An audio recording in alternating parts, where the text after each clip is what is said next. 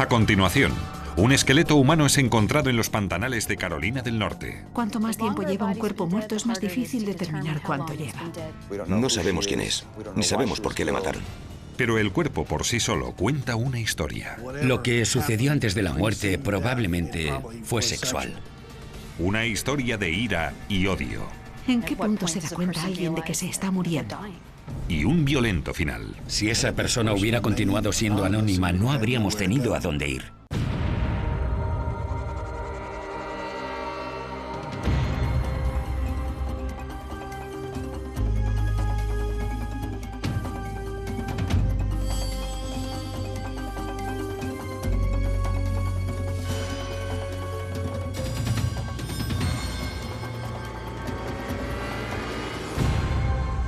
Crímenes imperfectos. Cuestión de rostro. Una fría tarde de primavera del año 2004, Rayleigh Jacobs encontró lo que parecían ser huesos humanos en la parte posterior de la casa que había alquilado en Wilmington, Carolina del Norte. Fue algo horripilante. Nos tropezamos con esos huesos, fue horrible. Primero vimos huesos de pierna y después nos tropezamos con el cráneo y las costillas. Y entonces nos dimos cuenta de que no eran falsos, que eran de verdad. Fue algo terrible. Llamó a las autoridades, que actuaron con rapidez para recoger los restos y cualquier posible prueba forense. Los huesos habían sido dispersados por los animales y quizá por la marea, porque aquello era un pantanal. Era un vertedero con mucha basura. La doctora Madori Albert, antropóloga, y su equipo de estudiantes voluntarios recuperaron unos 160 huesos, o el 80% del esqueleto. La víctima era una mujer caucásica de unos 30 años de edad, y a juzgar por la longitud de su fémur, con una estatura que rondaba el 1,60 m. El grado de descomposición indicaba que llevaba muerta aproximadamente 18 meses. Y estaba claro que la mujer había muerto de forma violenta.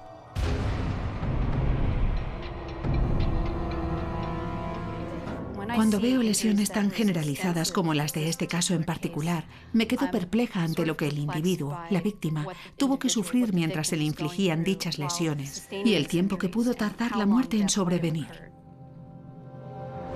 La mujer tenía la nariz rota, costillas rotas y había sido apuñalada numerosas veces con un objeto punzante en la parte inferior del abdomen. Aquello me indicaba que el individuo que se había dedicado a apuñalar, a mutilar a esa persona, le había apuñalado 50 veces. ¿En qué punto se dejan de sentir las puñaladas? El hecho de que no se encontrara ropa cerca de los restos era revelador. La desnudez podía indicar una determinada pauta de comportamiento que sugería que lo que sucedió antes de la muerte probablemente fue sexual. Fennell creía que era un signo claro de furia y un posible indicio de que el asesino conocía a la víctima.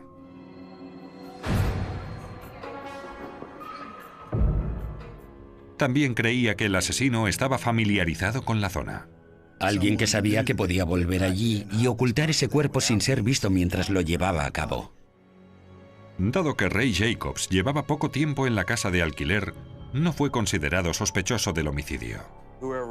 A mí me daba miedo que quienquiera que puso allí los huesos o hizo aquello decidiera volver o, no sé, aparecer de repente.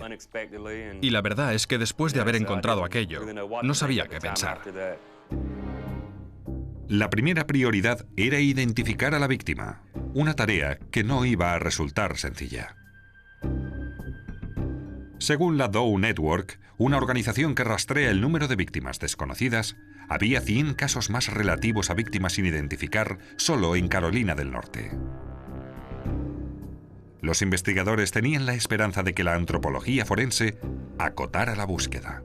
Obviamente, para realizar cualquier tipo de investigación hay que empezar por descubrir quién es esa persona. La víctima encontrada en el pantano de Carolina del Norte había sufrido una muerte violenta. Había sido golpeada, apuñalada, y su cuerpo desnudo abandonado en el pantano en el frío del invierno. ¿Pero quién era esa persona? Sus restos estaban dispuestos en el laboratorio. Y la veía todos los días. Entraba en el laboratorio, encendía la luz y trabajaba en otro caso, o hacíamos clase allí. Miraba hacia ella y a menudo me preguntaba cuánto se iba a tardar en identificarla. Los investigadores tenían la teoría de que el asesino era de la zona. Tenía que ser alguien familiarizado de alguna manera con ese pedazo concreto de tierra. Y si el asesino era de la zona, la víctima también podía serlo. Así que los investigadores buscaron en los informes de personas desaparecidas a mujeres caucásicas que hubieran vivido en un radio de 80 kilómetros y que hubieran desaparecido en los últimos 18 meses. La búsqueda arrojó un buen número de posibilidades, pero la más plausible era Scarlett Wood, de 31 años. No estaba casada y vivía en la casa familiar para poder cuidar a su madre, que sufría cáncer de hígado. La noche en que desapareció, había dicho a su madre que iba a una fiesta con amigos. Era enero y hacía frío. Me desperté con una sensación muy extraña, con una premonición. Y le dije, oye, Scarlett, tengo el presentimiento de que va a suceder algo. E insistí, quédate aquí esta noche. Pero Scarlett nunca regresó. Ella siempre se portaba muy bien con ellos, en cuanto a que decía dónde iba, cuánto tardaría. Los investigadores esperaban comparar el odontograma de Scarlett con la víctima desconocida, pero su intento no tuvo éxito. Le habían hecho un odontograma hacía 10 años y no encontramos ningún dentista que guardase sus historiales tanto tiempo. Y en un principio, los científicos tampoco pudieron usar las pruebas de ADN. No podían obtener el ADN de los restos, de los huesos. Al parecer, los huesos estaban demasiado secos. Los investigadores se enfrentaban a una posibilidad muy real de que su víctima jamás llegase a ser identificada. Hasta que la doctora Madori Albert, antropóloga forense, tuvo una idea. Existe un procedimiento llamado superposición fotográfica o de vídeo de un cráneo, en el que se toma un cráneo real y se puede coger la fotografía de una persona y mezclar las dos imágenes. Y lo que solemos hacer entonces es buscar marcas anatómicas distintas y puntos de similitud. Desgraciadamente, la Universidad de Carolina del Norte no contaba con los medios para realizar dicho procedimiento. El hardware y software puede llegar a costar $35.000. Así que la doctora Albert pasó a la segunda mejor opción. Pidió a uno de sus colegas que improvisara.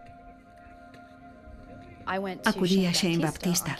Es un gurú de los ordenadores y está muy familiarizado con el software libre o software al alcance de todo el mundo con descarga gratuita. Baptista encontró un programa gratuito llamado GIMP, o Programa de Manipulación de Imagen GANU. Con GIMP se trabaja prácticamente elemento por elemento y es equivalente al Adobe Photoshop.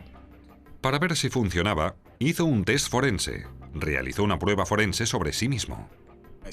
Me senté en una silla, instalé una webcam en un ordenador y tomé varias fotografías de mí mismo, tratando de darle siempre la misma orientación.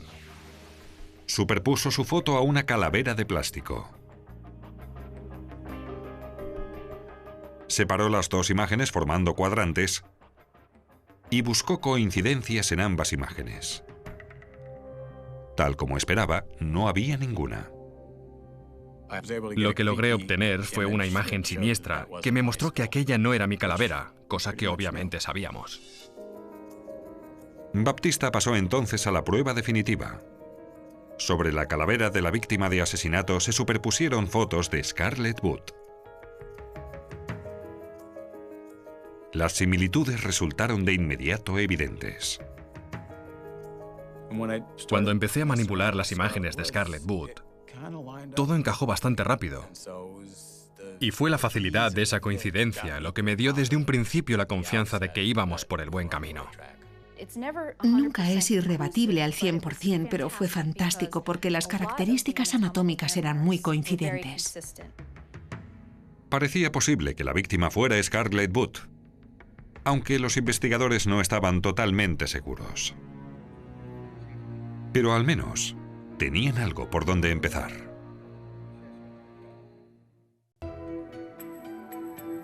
Tras el hallazgo de un esqueleto en propiedad privada, los investigadores centraron su atención primero en el dueño de la propiedad y en los residentes como potenciales sospechosos. Los investigadores descubrieron que en la época del asesinato había 2 inquilinos viviendo en la propiedad, ambos hombres de entre 25 y 30 años. Los 2 tenían historiales de índole cuestionable con las fuerzas de la ley. El propietario contó a la policía que los hombres se habían marchado hacía 1 año y medio, lo que equivalía aproximadamente a la época del crimen. Se habían ido apresuradamente, dejando atrás muebles, ropa. En la casa quedaban prendas de mujer, ropa interior, ese tipo de cosas.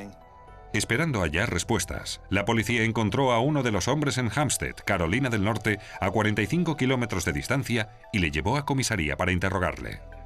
¿Organizaban ustedes fiestas allí en la casa? ¿Qué clases de armas poseen? Ninguno de nosotros tiene nada que ocultar. ¿Y usted cómo lo sabe? El hombre dijo que no sabía nada del asesinato y que no había conocido a Scarlett Booth. Dijo que él y su compañero de casa no se llevaban bien y que habían abandonado la propiedad alquilada después de haber vivido allí solo unos meses. Solo unas personas que comparten casa y se separan por problemas de dinero.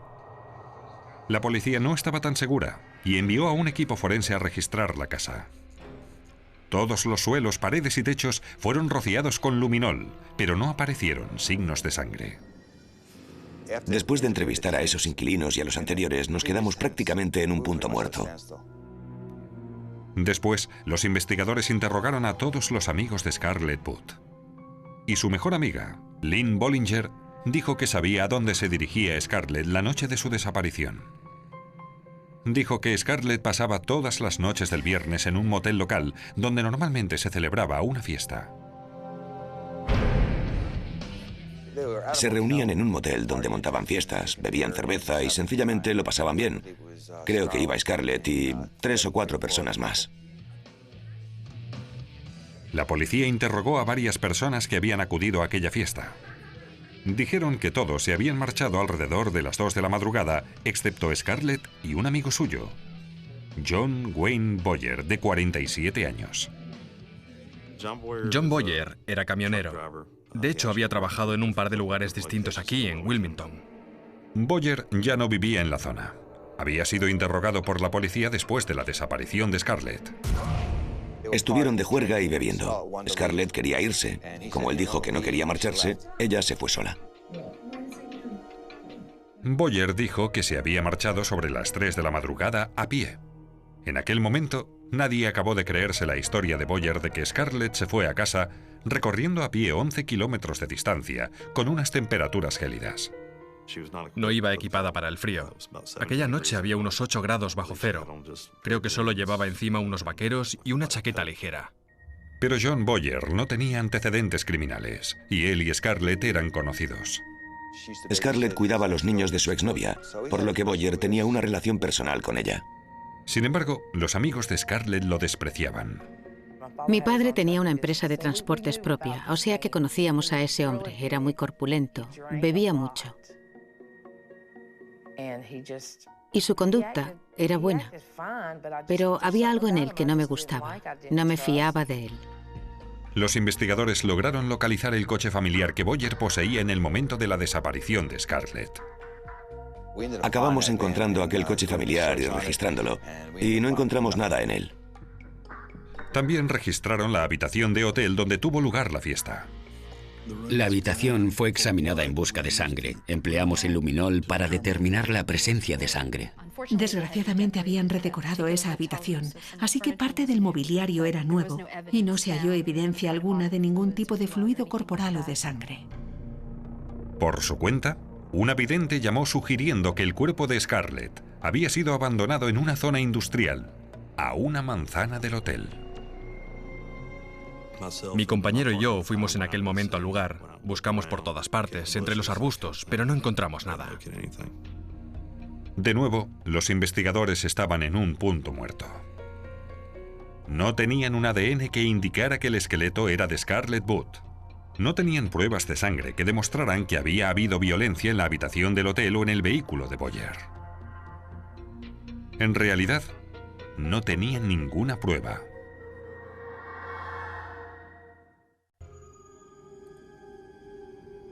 Por medio de una técnica llamada superposición fotográfica facial, una antropóloga forense hizo un hallazgo preliminar que era que el esqueleto sin identificar pertenecía a Scarlett Wood, de 31 años. Pero era una identificación que no tendría validez ante un tribunal. Los investigadores habían enviado los restos a un laboratorio forense externo con la esperanza de obtener un perfil de ADN. Pero por razones que nadie acaba de entender, el laboratorio no tuvo éxito. Sin el ADN jamás podríamos llegar a saber con certeza quién era nuestra víctima. No sé muy bien por qué, pero no consiguieron obtener el ADN de los huesos. Y nos avisaron como 1 año y medio después de que no podían conseguirlo, que no podían encontrar el ADN. Parecía que no se obtenía ningún resultado del análisis y después de haber pasado el primer año, estábamos bastante preocupados y bastante molestos por el tema. Negándose a rendirse, los investigadores enviaron el esqueleto a un laboratorio privado en Pensilvania para contar con una segunda opinión. Allí, los científicos probaron perforando un diente y encontraron el suficiente tejido dental para generar un perfil de ADN. En 3 semanas nos proporcionaron una identificación concluyente. E indagando más, el sargento John Leonard descubrió que Scarlett Wood había sido operada de un dedo justo antes de su desaparición y que se había realizado una biopsia. Me habían dicho que la ley dictaba que había que guardar esas cosas durante 7 años. Hablé con el médico que realizó la intervención a Scarlett y él me aconsejó que acudiera al lugar en el que conservaban todas las muestras de las biopsias y pude conseguirla. Y lo increíble fue que el análisis del ADN de aquella muestra de biopsia coincidió con el perfil de ADN del diente de la víctima. Fue la mejor noticia que había oído en mucho tiempo.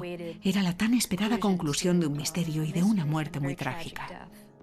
Cuando llegó el resultado del ADN y tuvimos confirmación de que la víctima era Scarlett Wood y que John Boyer era la última persona que fue vista con ella, acabamos yendo a Augusta, Georgia, para interrogar a John Boyer.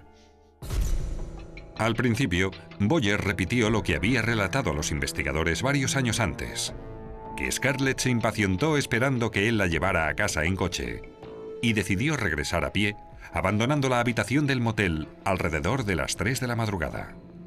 El sargento Leonard no lo creyó. Llevamos hablando con usted desde las 10 de la mañana y solo dice mentiras. Y ahora tengo el cuerpo, ¿de acuerdo? Por lo tanto, podré saber si me está mintiendo. Bien. De acuerdo. Y con eso, la versión cambió. Fue entonces cuando me dijo que él quería sexo con ella. Ella estuvo de acuerdo, pero él no pudo cumplir. Tuvimos un poco de sexo, un poquito. Lo intentamos. Ella se cabreó porque no podía seguir su ritmo. Me dijo, oh, no eres más que un viejo. Ella le despreció porque no había sido capaz de cumplir. Y él acabó empujándola. Ella no sangraba, eso lo sé. ¿No sangraba? No, no sangraba. ¿Usted la empujó y se golpeó con la mesita de noche? Sí.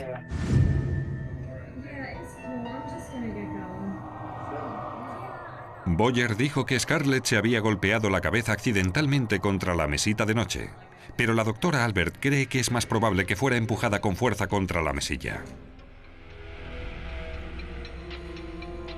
Los fiscales también creen que Boyer le rompió las costillas.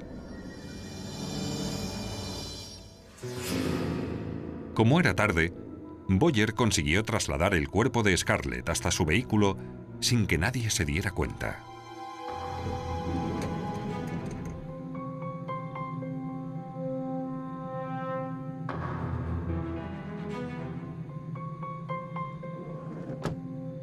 Después, lo llevó al campo pantanoso cercano a la empresa de transportes donde trabajaba.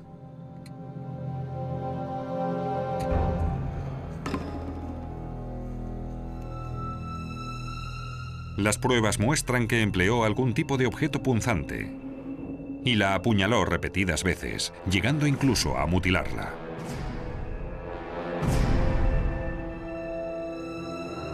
Después, la dejó allí. Aprendí mucho gracias a su esqueleto. Después de muerta ha hecho una importante contribución. Parte de la información que Boyer dio a la policía en su supuesta confesión fue corroborada por las pruebas. Y me asusté. Y la recogí, la cargué sobre mi hombro, la metí en mi coche y la dejé en el bosque. ¿Y se da cuenta de que esta versión es distinta a la que nos ha dado hace 10 minutos? Lo sé. ¿Muy distinta a la que nos contó hace 3 horas? Pero no todo lo que dijo era verdad. No sangraba, eso lo sé. ¿No sangraba? No, no sangraba. En abril de 2007, John Boyer se declaró culpable del cargo de asesinato en segundo grado y fue condenado a 12 años de cárcel. A la familia de Scarlett todavía le cuesta mucho encajar la magnitud del crimen. Nunca ha contado la verdadera historia de lo que ocurrió en realidad y supongo que nunca la sabremos. Creo que a la señora Booth aún no le entra en la cabeza que su hija no va a volver a casa. Los investigadores también sospechan que Boyer estuvo implicado en el asesinato de Rosemary Mallet, de 26 años, ocurrido aproximadamente un año antes de que Scarlett Booth fuera asesinada. Cuando vimos la foto, él se detuvo de repente y dijo, la conozco, es prostituta, he tenido relaciones sexuales con ella, quiero un abogado. Y en base a esa manifestación, es también sospechoso de ese homicidio. Pero John Boyer está ahora entre rejas, porque una tecnología simple, al alcance de cualquiera, identificó a la víctima de ese crimen. Sin el convencimiento inicial de que trabajábamos con una mujer de origen europeo y de edad adulta, los investigadores no habrían sabido cómo centrarse en ese grupo de personas desaparecidas. Y desde luego, sin los traumas que evidenciaban los huesos, no tengo muy claro que hubiera podido haber condena. Jamás hubiéramos sabido que se trataba de ella si no fuera por las pruebas forenses. Nunca lo habríamos sabido. Me alegro de que pillaran a ese hombre. Me sentía muy, y todavía me siento, honrado de haber formado parte de ese proceso y complacido al ver que el sistema no se rinde a la hora de contribuir a que a esa persona se le haga justicia, para dar a la familia un poco de paz y para apartar a ese criminal de la calle, para que